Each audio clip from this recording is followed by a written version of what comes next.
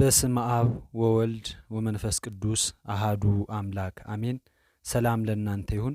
ውድ የልሳት ቲዩብ ቤተሰቦች እንደምን አላችሁ? የልዑል እግዚአብሔር ሰላም በያላችሁበት ይድረሳችሁ አሜን። ምግብ እንዲገዙ ሕዝቡን አሰናብታቸው። በዘመነ ኮሮና የተጻፈ።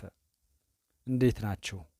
በኮሮና ምክንያት ሊፈጠር ለሚችለው የምግብ እጥረት ስጋት እየተዘጋጃችሁ ነውን? እየሸመታችሁ ነው? ስንት ኩንታል ስንት ስንዴ ስንት ኩንታል ጤፍ ገዛችሁ? ግድ የለም ኃጢአት አይደለም።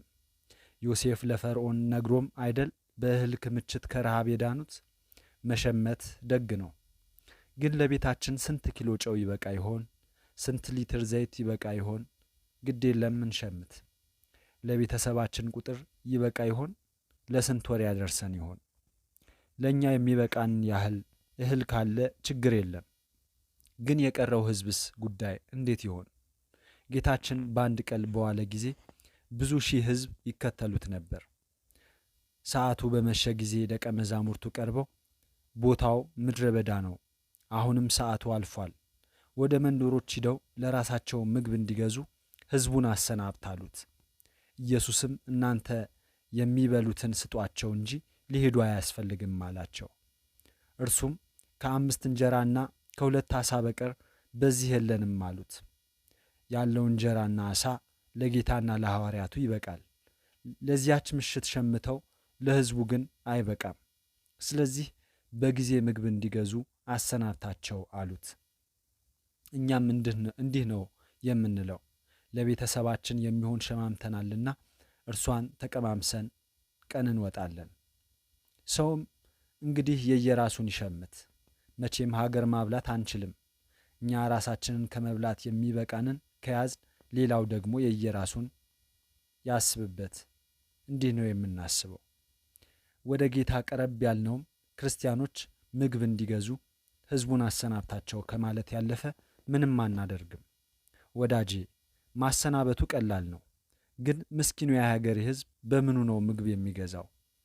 ጉርሻ ከሚሸጥባት ከተማ ለወራት የሚሆን ምግብ ግዛ ብለህ ብታሰናብተው ከመንከራተት ውጪ ምን ማድረግ ይችላል? ይህ ሕዝብ ቢሞት እንኳን መች ኖረና ነው የሚሞተው? አንተ ለቤተሰቦችህ የሚበቃ ገዝተሃል። በተራበ ሕዝብ መካከል እንዴት አድርገህ ትበላዋለህ? ፈጣሪ የሰጠህ የዕለት እንጀራችንን ስጠን ብለህ በጋራ እንድትበላ አድርገህ ለምነህ ነው። ከወንድሞችህ ጋር ምግብ ገዝተህ ብላ ተብሎ ገንዘብ የተሰጠው ልጅ ብቻውን በልቶ ለነገ አስቀምጦ ወንድሞቹን ቢያስርብ ተገቢ ይሆናል? ታዲያ ምን ብናደርግ ይሻላል? ለቤተሰብ የሚበቃ ምግብ አዘጋጅተናል። ለዚህ ሁሉ ሕዝብ ምን እናድርግ? ሐዋርያቱ በጊዜ ሕዝቡን አሰናብት ያሉት ጌታ መልሱን ሰጥቶናል። እናንተ የሚበሉትን ስጧቸው እንጂ ሊሄዱ አያስፈልግም። ጌታችን ምን ማለቱ ነው?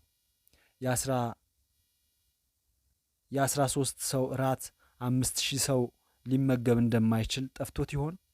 ወይንስ ሕዝቡን አልቆጠረውም? እረ እሱስ እንኳን ሕዝቡን የሕዝቡን ራስ ጸጉር እንኳን በቁጥር ያውቃል። ጠቅልለው የሚጎርሱት ወንዶች ብቻ 5000 ናቸው። ሕፃናትና ሴቶቹም ብዙ ናቸው። ያለን 5 እንጀራና 2 ዓሣ አይደለም ወይ? እናንተ የሚበሉትን ስጧቸው ማለት እንዴት ያለ ንግግር ነው? ጌታ ሆይ የሕዝባችንን ብዛት እስቲ ተመልከት። ሰው በሰው ላይ እየሄደ አይደለም? ስንት የጎዳና ተዳዳሪዎች አሉ። ስንት አቅመ ደካሞች አሉ። ስንት የቀን ለፍቶ አዳሪዎች አሉ። ይህንን ሁሉ ሕዝብ እንዴት መመገብ እንችላለን? ያለን እንጀራ 5 አይደለምን?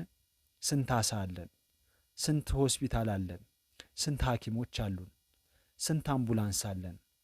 አቅማችንን ታውቀው የለምን? ይህንን ሕዝብ ምን እናደርገዋለን? ሐዋርያት የእኛን ጭንቀት ተጨነቁ። የእኛን ጤና ሚኒስቴር፣ የእኛን ሐኪሞች፣ የእኛን የሕዝብ አገልግሎት ሰጪ ተቋማት፣ የእኛን አባቶች ጭንቀት ሐዋርያት ተጨነቁ። ክርስቶስ ምን አላችሁ? እስቲ ወደዚህ አምጡት አላቸው። 5 እንጀራና 2 ዓሣ ይዘው ቀረቡ። ለ5000 ሕዝብ ሊቀርብ መሆኑ ሲታይ የሚያስቅ ራት ይዘው ቀረቡ።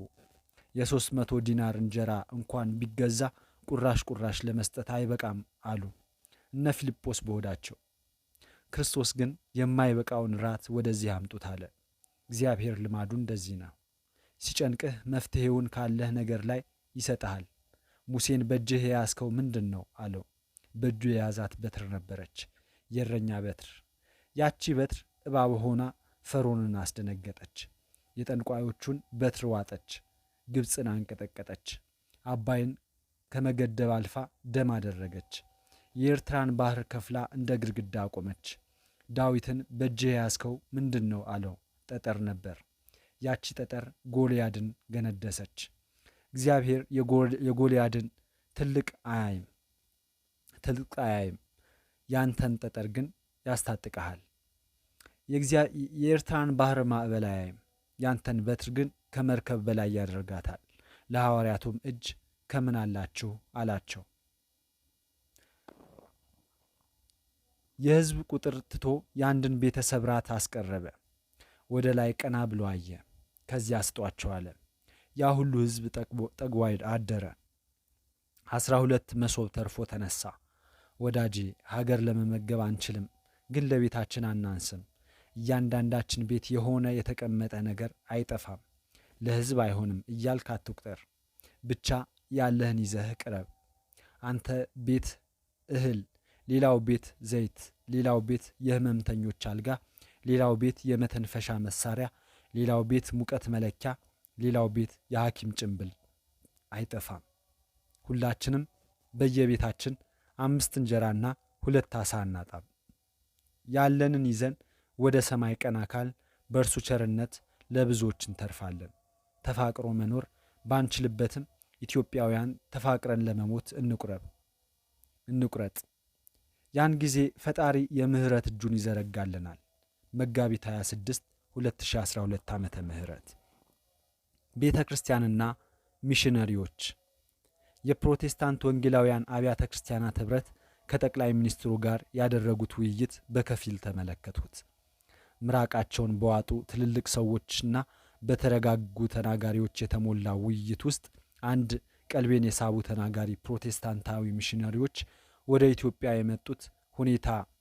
የመጡበት ሁኔታ የ110 ዓመታት ታሪክ ያለው መሆኑንና ለሀገሪቱም ትምህርት፣ ፖለቲካ፣ ጤና ዘርፎች ቴክኖሎጂ ያደረጉትን አስተዋጽኦ ከማሳያዎች ጋር በመዘርዘር ተናግረዋል። ከአጼ ቴዎድሮስ መድፍ አንስቶ በፕሮቴስታንት ሚሽነሪዎች የተሰራው ብዙ መሆኑን የጠቀሱት ተናጋሪው ምንም እንኳን ለሀገሬ ወንጌል የሚሰብኩ በቂ ቄሶች አሉ፣ የምፈልገው ቴክኖሎጂ ብቻ ነው ብለው ያስገደዷቸው መሆኑን ባይጠቅሱም ሊመሰገን የሚገባው ስራ በአውሮፓ ሚሽነሪዎች መሰራቱን እንደ ሀገር አስታውሰውናል። አከራካሪ የሚሆነው መጽሐፍ ቅዱስ በፕሮቴስታንት በኩል ወደ ኦርቶዶክስና ካቶሊክ መተዋወቁ ጉዳይንም ጠቀስ ያደረጉ ሲሆን አልፈው ተርፈውም ከነ ካሮትና ስትሮቤሪ ጋር ሳይቀር የተዋወቅ ነው በሚሽነሪዎች መሆኑን ነግረውናል። በነገራችን ላይ እኔ ከድሮም ካሮት አልወድም ነበር። የቄሱ አነጋገር ሲጠቃለል የፕሮቴስታንት አብያተ ክርስቲያናት በኢትዮጵያ ታሪክ፣ በመጽሐፍ ቅዱስ ትምህርት፣ በጤና፣ በትምህርት፣ በልማትና በፖለቲካ ዘርፎች ዘርፈ ብዙ አስተዋጽኦ ያደረጉ በሀገሪቱ እስከ ከፍተኛ የኃላፊነት ቦታዎች ላይ የተቀመጡ ዜጎችን ያበረከቱ ናቸው የሚል ሀገራዊ እውቅናን የሚጠይቅ ክሌም የሚያደርግ ንግግር ነው። ከኚህ ተናጋሪ በተጨማሪ ደግሞ በሌላ በኩል ፕሮቴስታንት ወገን ለኦርቶዶክስ ቤተ ክርስቲያን የሚገባትን ክብር እንዲሰጥና በጎ ነገሮችን እውቅና መንሳት እንደማይገባ የሚያሳስብ ጠቅላይ ሚኒስትሩ አክሱም ጽዮን ሄደው ታቦተ ጽዮንን እንዲሳለሙ የሚጋብዝ ንግግርም የተሰማበት ነበር። ወደ መጀመሪያው ተናጋሪ ልመለስና 110 ዓመታት የቆየ የሚሽነሪ አስተዋጽኦ በተነገረበት ንግግር ይህች ጽሑፍ እንድጭር ምክንያት የሆነ ሐሳብ ብልጭ አለልኝ። በእርግጥ የኢትዮጵያ ቤተ ክርስቲያን ሚስዮናውያንን እንዴት ታያቸዋለች? ሆስፒታል የገነቡ፣ መጽሐፍ የተረጎሙ፣ ሀገር ያለሙ፣ መድፍ የሰሩና እንዲህ አይነት ሀገር በቀል ተቆርቋሪዎች ያፈሩ የወንጌላውያን ሚስዮናውያንን የሚገባቸውን ክብር እንዴት አልሰጠቻቸውም የሚለው ላይ ብቻ አንዲት ነገር ልበል። ምናልባት መጤጠል ሆነን ነው የነጭ ሃይማኖት እንደሚለው አገላለጥ እንሰብክ ባዮች ሆነን ይሆን? አይመስለኝም። የኢትዮጵያ ቤተ ክርስቲያን የውጭ ወንጌላውያን ሚሽነሪዎችን በማክበር እንዲያውም ወደር የማይገኝላት ቤተ ክርስቲያን ናት። ሚሽነሪዎችን ካለፉ በኋላም ጽላት በስማቸው ቀርጻ በዓላቸውን እስከ ማክበርም ትደርሳለች። እኛ የምናውቃቸው ወንጌላውያን ሚሽነሪዎች ብርሃን ገላጭ ብለን የምንጠራቸው እና አባ ሰላማ ፍሬምናጦስ እና አቡነ አረጋዊ እና አቡነ ገሪማ እና አቡነ ገብረ መንፈስ ቅዱስ ናቸው። ፊደላችንን ሳይቀር እስከ ማሻሻል ደርሰው ከሁ እስከ ሆ ያስተማሩን፣ በብሉይና ሐዲስን ተርጉመው ያስተማሩንን፣ በዱር በገደር ተንከላተው ወንጌልን የዘሩልንን ወንጌላውያን ሚሽነሪዎች እኛ ቀድመን ያወቅናቸው የወንጌል ሚስዮናውያን የእርዳታ እህል ይዘው ከተቀበልከኝ ይሰጣሃል እያሉ በተራበ ሕዝብ ላይ አድቫንቴጅ የሚወስዱ ሳይሆኑ ከሕዝቡ ጋር ተርበው የሰበኩልንን ሚሽነሪዎች በላንድ ክሩዘር ሳይሆን ደመና እየጠቀሱ የሚያስተምሩንን የነበረ የብሉይ ሃይማኖታችንን ሳያቋርጥ ሐዲስ ኪዳናዊ ያደረጉልንን ወንጌላውያን ሚሽነሪዎች ወርቅ አድርገን እናከብራቸዋለን። እነርሱ በእኛ ልብ ካሮት ሳይሆን ሃይማኖት ተክለውብናል። ከ100 ዓመት ወዲህ የመጡት ግን የወነገለውን ለማወንገል ኢቫንጀላይዚንግ ዘ ኢቫንጀላይዝድ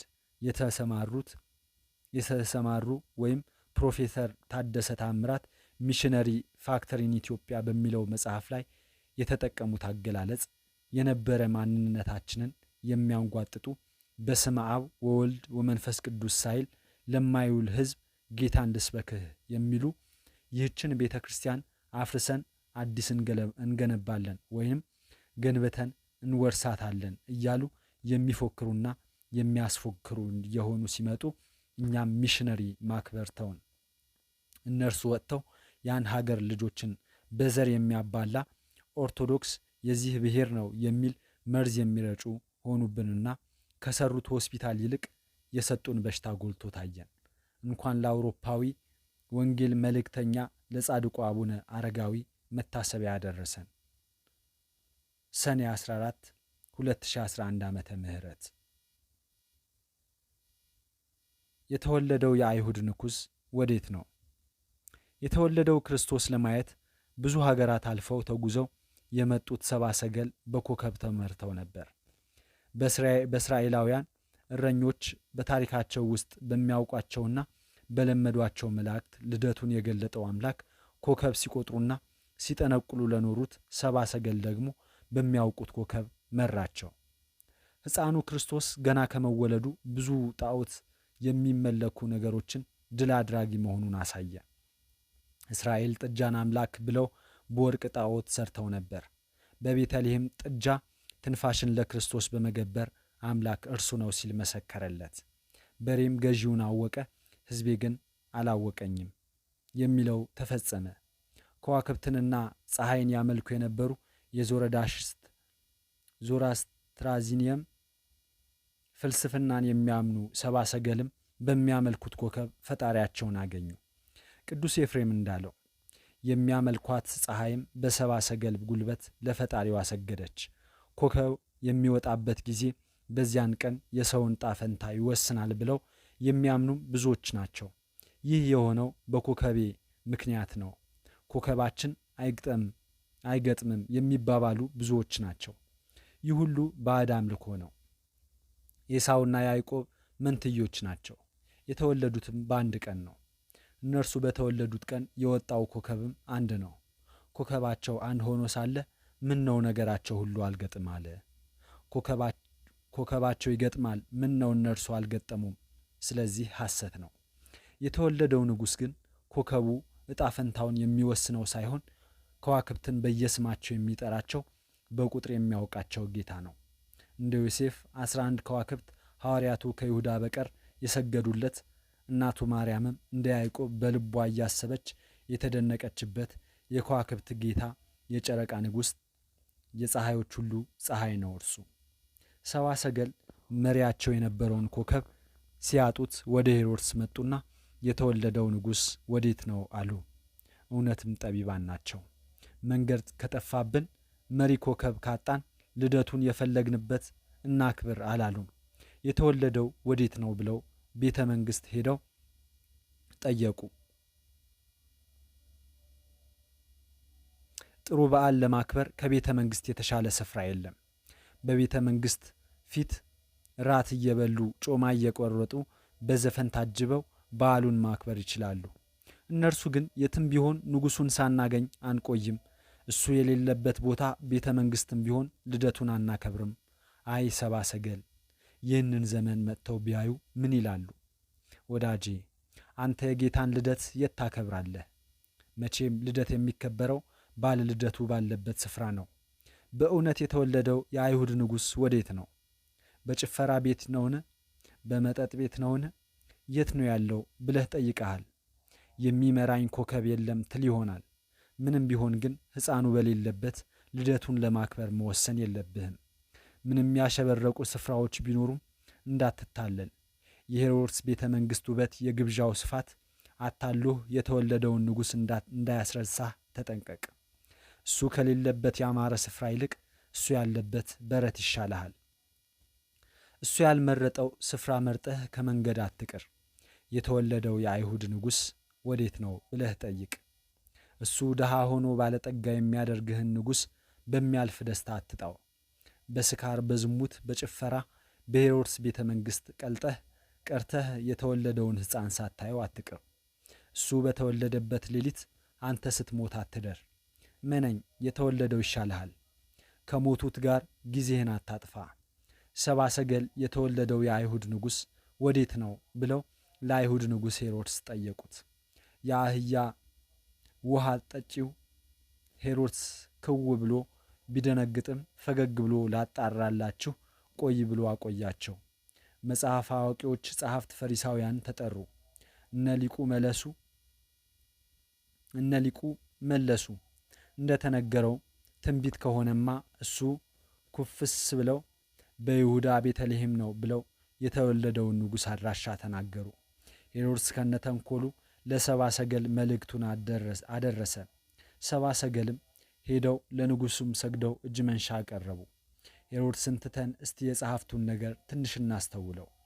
የተወለደውን ጌታ አድራሻ ጠቁመው ለሰብአ ሰገል መንገድ የመሩ እነርሱ መንገድና እውነትም ሕይወትም የሆነውን ጌታ የተሰወረባቸውን የታወሩ መሪዎች፣ በሽተኞች ሐኪሞች፣ የተራቡ መጋቢዎችን እስቲ ልብ እንበላቸው። ሌላውን ወደ ጌታ እየመራ እርሱ ከጌታው የራቀ፣ የእርሱን ቃል ሰምተው ሰዎች ሲድኑ እርሱ በኃጢአት ቁስል የተወረሰ ስንት አይሁድ አለ። ቅዱስ አምብሮንስ እንዳለው የኖህ መርከብ ሲሰራ ሚስማርና መዶሻ እያቀበለ የሰራ ነገር ግን ከጥፋት ውሃ ያልዳነ ስንት በየቤቱ አለ። እንዲህ ተብሎ ተጽፏል ማለት ቀላል ነው። እንደ ተጻፈው መኖር ግን ከባድ ነው። ከመጽሐፍ ጥቅስ ማውጣት ቀላል ነው። የሚጠቀስ ሕይወት መኖር ግን ከባድ ነው። ወዳጄ ለብዙ ሰብአ ሰገሎች ስለተወለደው ንጉሥ ነግረሃል። በአንተ ሕይወት ውስጥስ የተወለደው የአይሁድ ንጉሥ ወዴት ነው? ወይስ በአንተ ሕይወት ገና አልተወለደም? ወይስ እንግዶች ማደሪያ ቦታ የለህም ብለህ መልሰኸዋል? እረ እኔ እንኳን የቆሸሸ ሕይወት ነው ያለኝ፣ እሱ በእኔ አያድርም አትበል። እንደ በረት ብትሸት እንደ እንስሳም እየኖርክ ቢሆንም አትፍራ፣ እርሱ አይጠየፍህም። ወደ ልብህ መለስ ብለህ እንዲህ ብለህ ራስህን ጠይቅ። በእኔ ሕይወት ውስጥ የተወለደው የአይሁድ ንጉሥ ወዴት ነው? ታኅሳስ 27 2012 ዓመተ ምህረት ሻሸመኔ ኢትዮጵያ። ዲያቆን ሄኖክ ኃይሌ እንደ ጻፈው ከኤፍራጥስ ወንዝ። ምስጋና ይሁን አንድ አምላክ ለሚሆን ለአብ ለወልድ ለመንፈስ ቅዱስ ዛሬም ዘወትርም ለዘለዓለሙ